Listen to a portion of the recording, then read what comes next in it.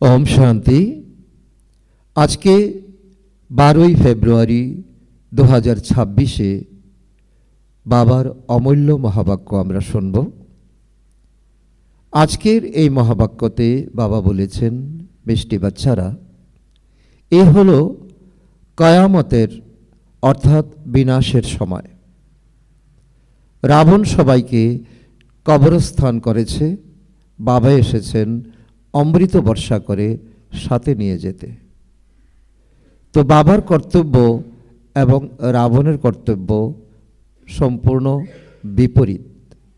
যেখানে রাবণ দুনিয়াকে একেবারে তমপ্রধান বানিয়ে দিয়েছে, আর এই সময়ে বুদ্ধিভ্রষ্ট কর্মভ্রষ্ট হয়েছে সকলে, আর বাবা সেই কবরস্থানকে যখন আমরা কবরস্থানের মতো নিজের জীবনকে বানিয়েছি, নিজের সংসারকে বানিয়েছি, তো বাবা এসেছেন বাবার এই জ্ঞান অমৃত জ্ঞান বর্ষা করে আমাদেরকে সাথে নিয়ে যেতে।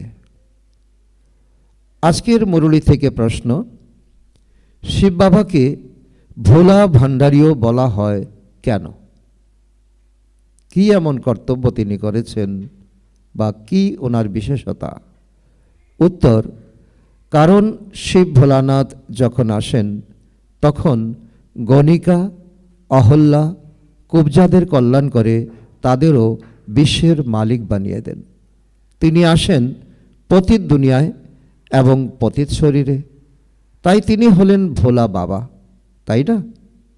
ভোলা বাবার ডাইরেকশন হলো, মিষ্টি বাচ্চারা এখন অমৃত পান করো, বিকাররূপী বিষ ত্যাগ করো। বাবা কোনো আমাদের বিশেষ পরিশ্রম করাচ্ছেন না, তার থেকে অনেক বেশি পরিশ্রম আমরা ভক্তিতে করে এসেছি 2500 বৎসর। এখন বাবা আমাদের সহজ রাস্তা বলছেন যে অমৃত পান করো আর বিকাররূপী বিষকে ত্যাগ করো, তাহলে অহল্যা, কুবজা, গণিকা সকলের উদ্ধার হতে পারবে। আজকের মুরলী থেকে গীত বেজে উঠেছে,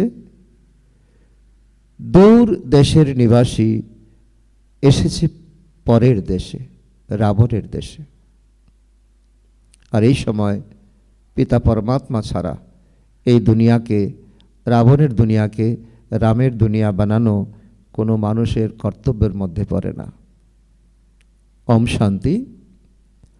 আত্মারূপী বাচ্চারা গীতটি শুনল, অর্থাৎ আত্মারা এই শরীরের কান কর্ম ইন্দ্রিয়ের দ্বারা গানটি শুনল।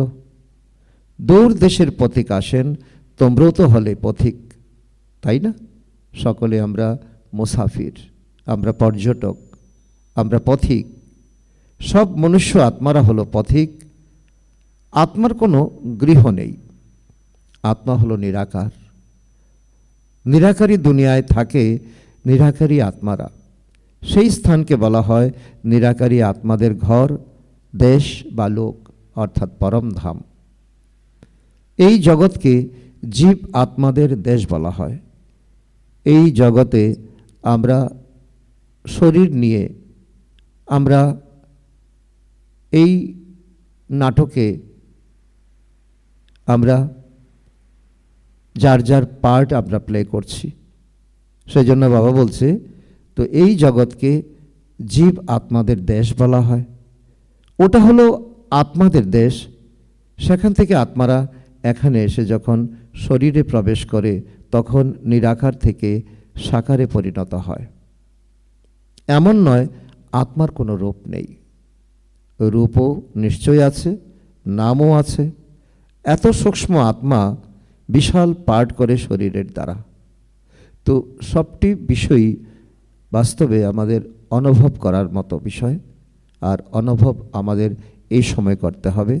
প্রত্যেক আত্মায় পার্ট প্লে করার রেকর্ড ভরা আছে। রেকর্ড একবার ভরে গেলে যতবারই প্লে করো একইভাবে বাজবে। আর বাবা বলছে, এই আত্মারূপী রেকর্ডের বিশেষতা হলো এই, তা কখনো ঘষে যায় না, মেটে যায় না, নষ্ট হয়ে যায় না। তো কল্পান্তর ধরে, যুগ যুগান্তর ধরে তো সেই একই রেকর্ড বারবার বেজে আসছে। ঠিক সেই রকম আত্মা হলো এই শরীরের ভিতরে রেকর্ড, যাতে 84 জন্মের পার্ট ভরা আছে। যেমন বাবা হলেন নিরাকার, তেমনি আত্মা হলো নিরাকার। কোথাও কোথাও শাস্ত্রে লিখে দিয়েছে ভগবান হলেন নাম রূপবিহীন, কিন্তু নাম রূপবিহীন কোনো বস্তু হয় কি? হয় না। আকাশও হলো তো শূন্য, নামও তো আছে আকাশ।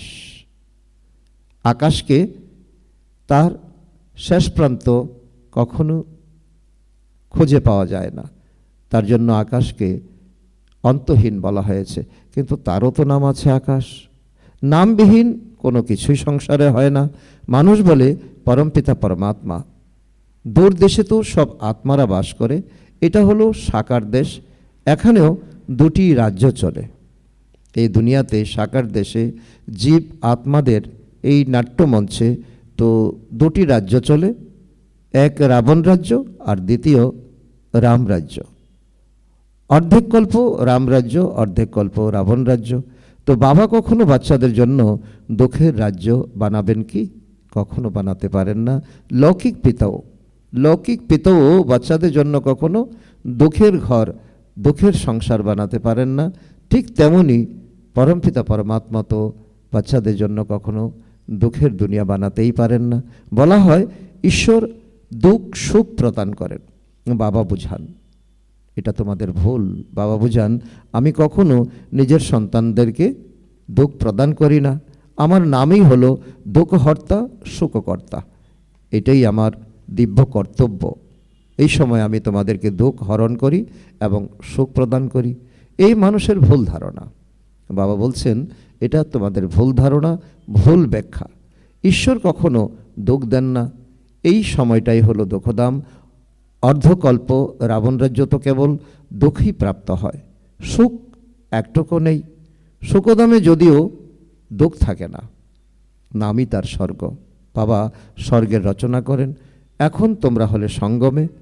এই দুনিয়াকে কেউ নতুন দুনিয়া কখনোই বলবে না। নতুন দুনিয়ার নামই হলো শতযুগ বৈকুণ্ঠ। এই নতুন দুনিয়ায় যখন পুরানো হয় তখন তাকে কলিযুগ বলা হয়, কারণ তার মধ্যে গুণ কিছুই অবশিষ্ট থাকে না।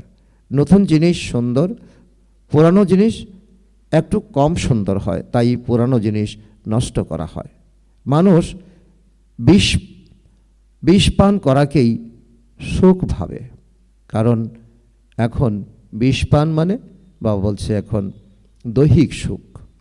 দৈহিক সুখ বাস্তবে সেটা বিষ পানেরই সমান। গায়নও আছে না, অমৃত পান না করে বিষ পান কেন করো? এখন ভগবানও বলছেন তা না হলে বিষ পান কেন করো? তারপর বলা হয় তোমার কল্যাণে সর্বজনের কল্যাণ। ভগবান তুমি এসে যা করবে তাতে কল্যাণই হবে, তা না হলে রাবণ রাজ্যে মানুষ খারাপ কাজই করবে না, কিন্তু খারাপ কাজ তো করেই আসছে। তো এই কথা তো বাচ্চারা জেনেছে যে গুরু নানক চলে গেছেন, 500 বছর হয়ে গেছে, তো আবার কবে আসবেন? তখন বলবে নানকের আত্মা কি হয়েছে, জ্যোতিতে মিলিয়ে গেছে, জ্যোতিতে মিলিয়ে গেছে, আসবে কিভাবে? এটা হলো সাধারণ মানুষের ধারণা। আর তোমরা যারা এখন জ্ঞান অর্জন করছো, জ্ঞানী তো আত্মা, তোমরা বলবে আজ থেকে 4500 বছর পরে গুরু নানক পুনরায় আসবেন, কারণ তোমরা এখন ঈশ্বর পরমাত্মা থেকে জ্ঞান বর্ষা প্রাপ্ত করছো। আর তোমরা জানছো এখন আজ থেকে 4500 বছর পরে গুরু নানক পুনরায় আসবেন। তোমাদের বুদ্ধিতে সম্পূর্ণ বিশ্বের হিস্ট্রি জিওগ্রাফি পরিক্রমণ করছে।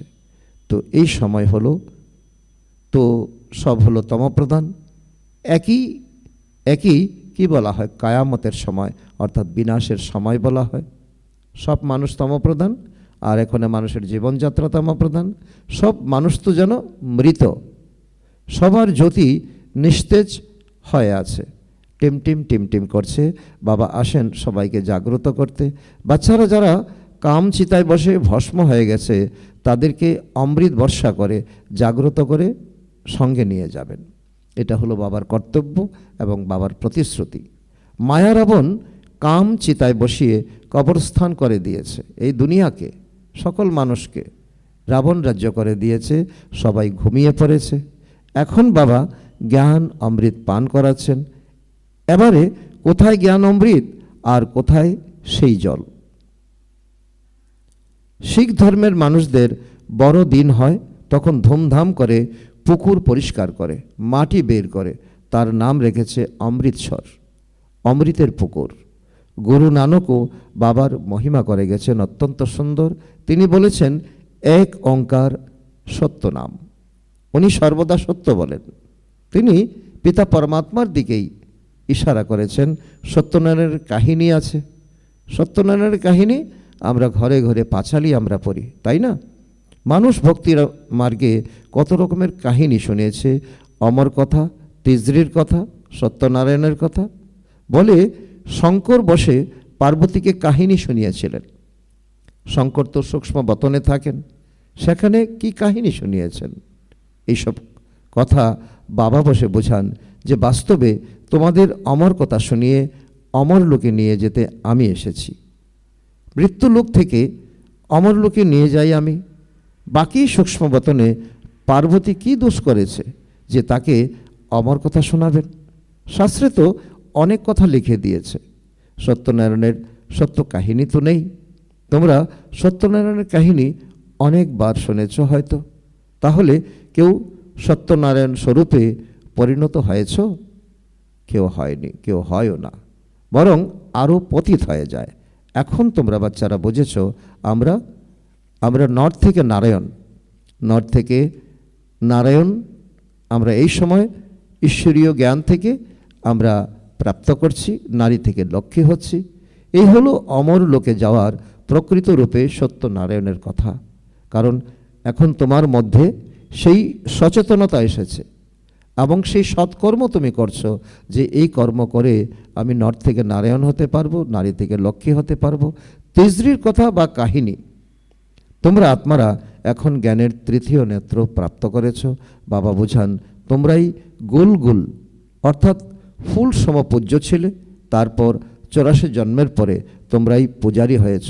তাই গায়ন আছে, নিজেরাই পূজ্য নিজেরাই পূজারী। বাবা বলেন আমি তো হলাম সদা পূজ্য স্বরূপ। আমি এসে তোমাদেরকে পূজারী থেকে পূজ্য স্বরূপে পরিণত করি। এই হলো পতিত দুনিয়া।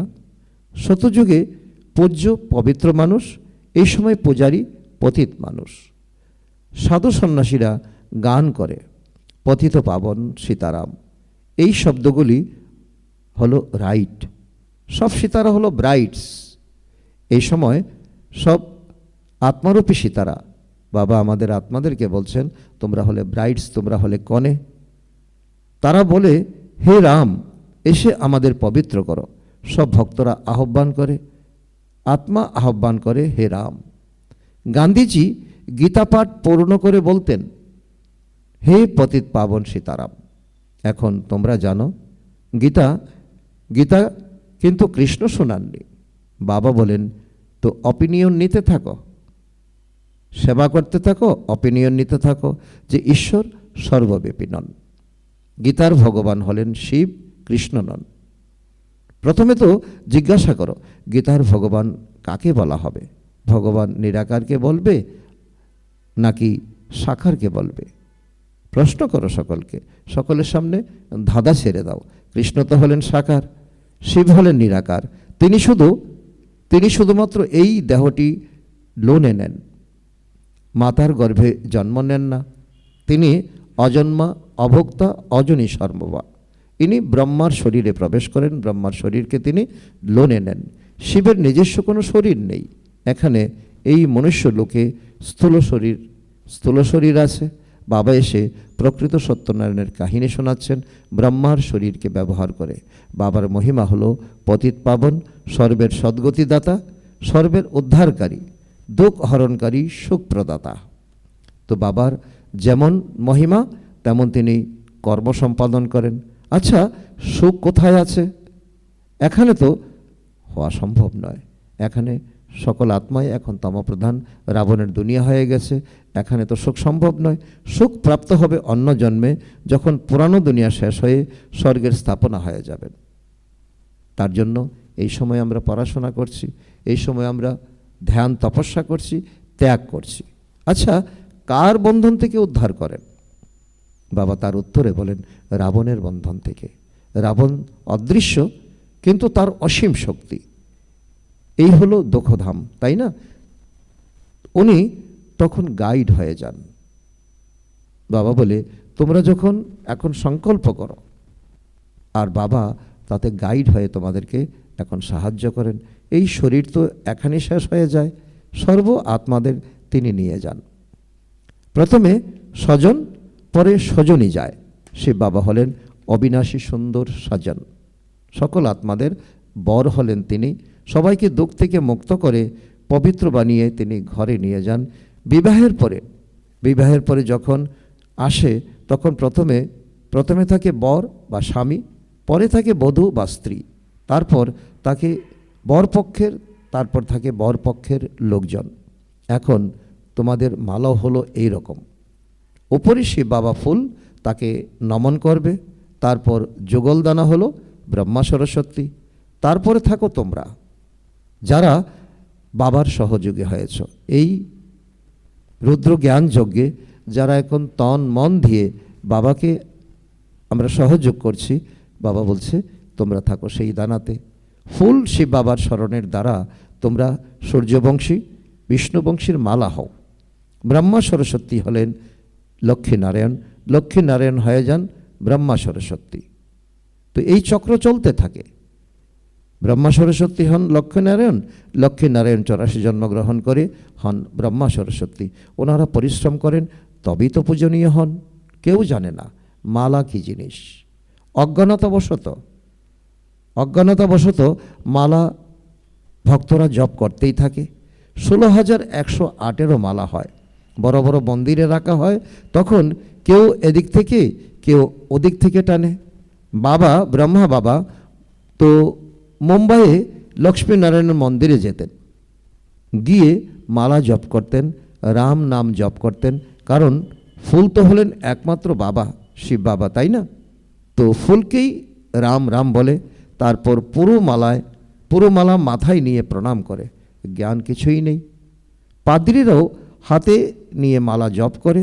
জিজ্ঞাসা করো কার মালা জপ করো, তারা জানে না। বলবে খ্রিস্টের স্মরণে জপ করি। তারা এই কথা জানে না যে খ্রিস্টের আত্মা এখন কোথায় আছে। তোমরা জানো খ্রিস্টের আত্মা এখন তমপ্রধান হয়েছে। তোমরাও তমপ্রধান বেগার ছিলে, এখন বেগার টু প্রিন্স হচ্ছ। তো একটি প্রিন্স কলেজ ছিল, যেখানে প্রিন্সেসরা পড়াশোনা করত।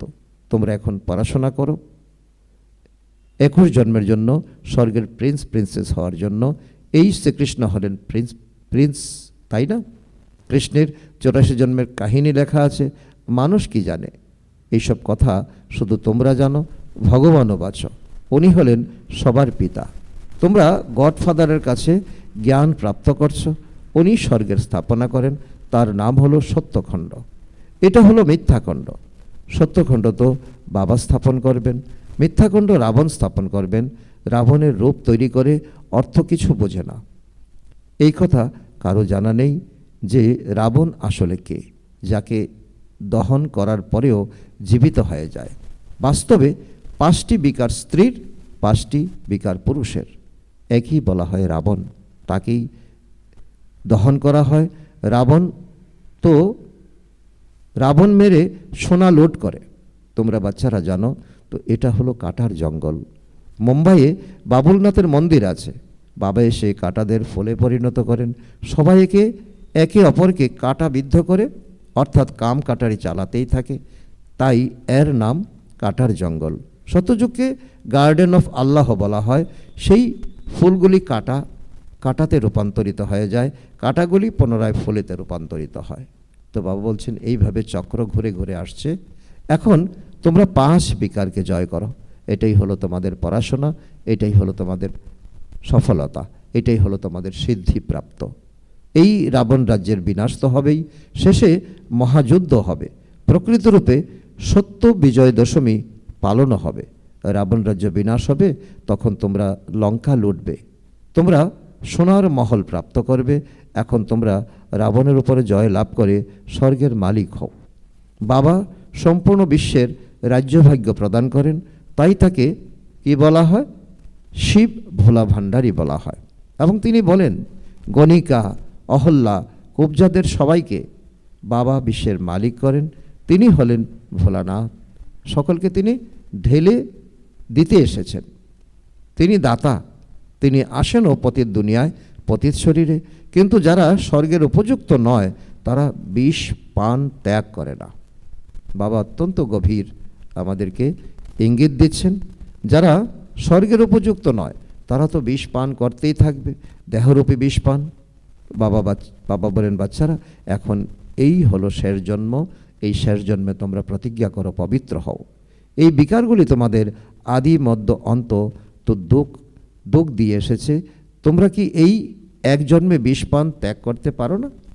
বাবা কত বিনম্র হয়ে আমাদেরকে শিক্ষা দিচ্ছেন, আমি তোমাদের অমৃত পান করিয়ে অমর বানাই, তবু তোমরা পবিত্র হও না।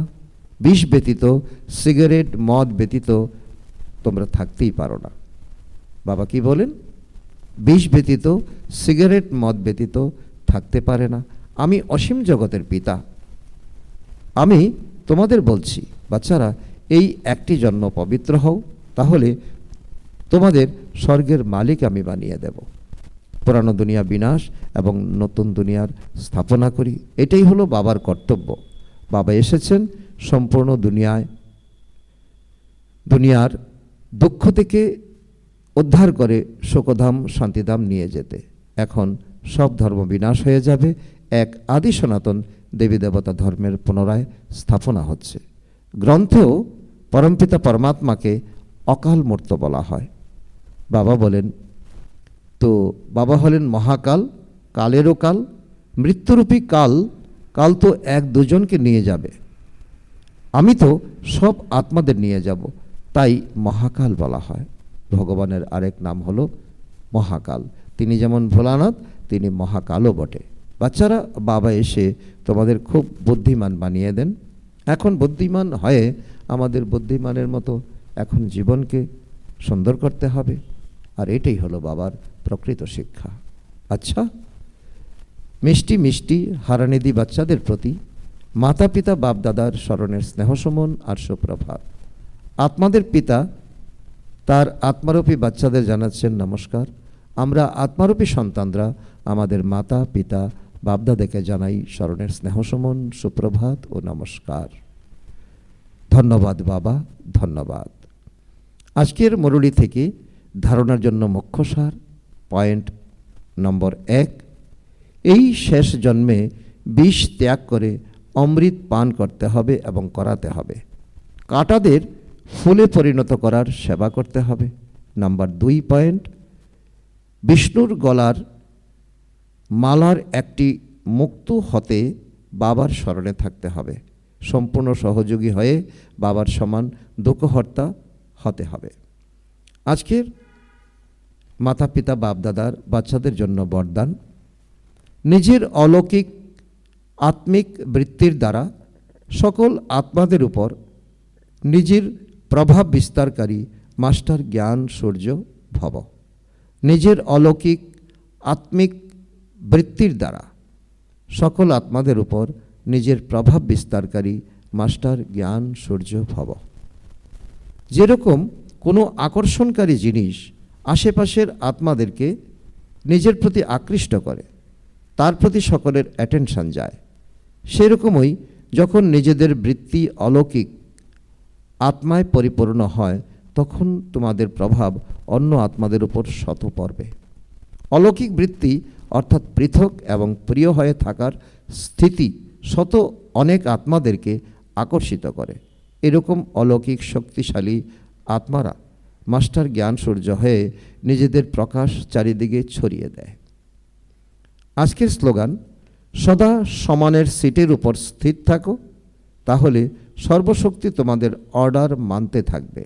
সদা সমানের সিটের উপর স্থির থাকো, তাহলে সর্বশক্তি তোমাদের অর্ডার মানতে থাকবে। আজকের অব্যক্ত ইশারা, একতা আর বিশ্বাসের বিশেষত্বর দ্বারা সফলতা সম্পন্ন হও। তার অন্তর্গত বাবা বলেছেন, জ্ঞানী হওয়ার সাথে সাথে স্নেহী হও। সেবা হলো বিশ্ব সেবার আধার। সেবাতে কেবল দুটি শব্দ স্মরণে রাখো, এক, আমি হলাম নিমিত্ত, দুই, নির্মাণ হতেই হবে। এর দ্বারা একতার বাতাবরণ হবে, একে অপরের সহযোগী হবে, তোমার আমার মান শানের টক্করবাজির ভাবনা সমাপ্ত হয়ে যাবে। আচ্ছা, ওম শান্তি।